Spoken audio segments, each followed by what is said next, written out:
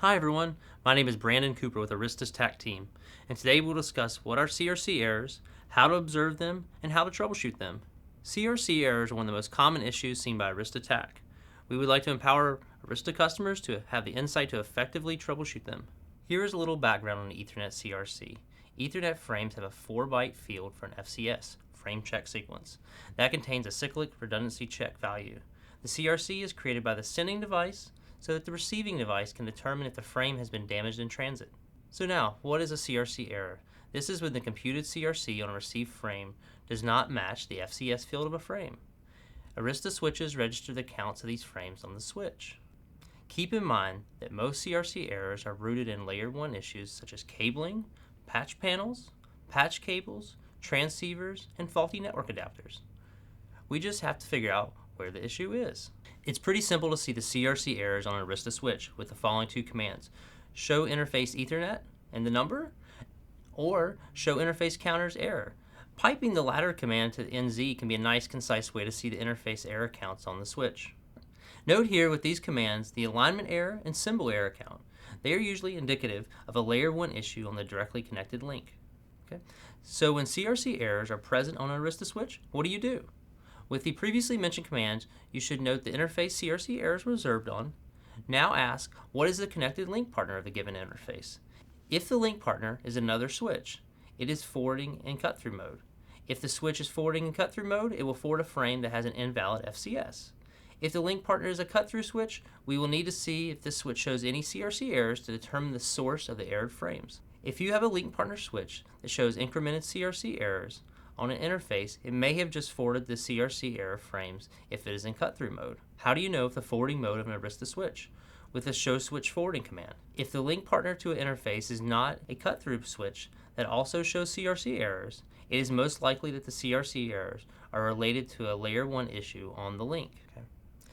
Since CRC errors are typically rooted in layer 1 issues, how can we further prove this? Layer 1 troubleshooting can be a process of elimination, as components may need to be swapped out to test. If a link is optical of nature, a recommendation to check the received light levels to confirm they are within specification for a given transceiver.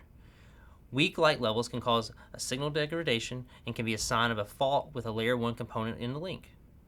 Remember that if you have a transceiver with multiple lanes, you should check each lane's received power level.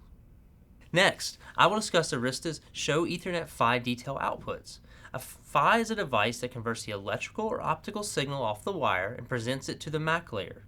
The PHY can either be a discrete device on the switch or built into the forwarding ASIC of the switch.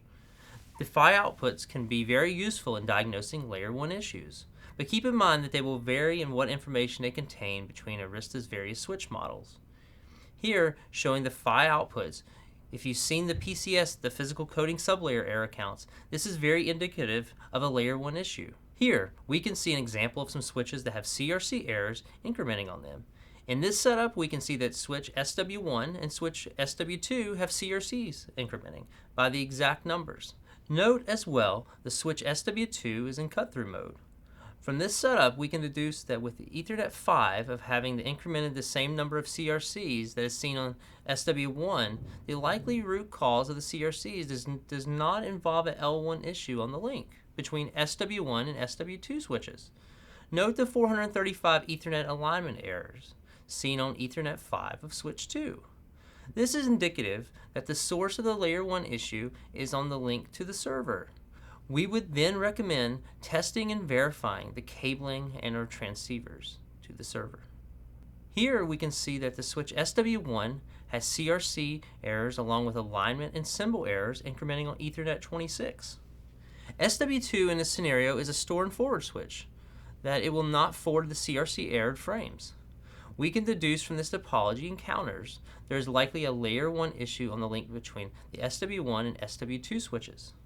Thank you for everyone's time. I hope you've enjoyed the video on CRC errors and layer 1 troubleshooting.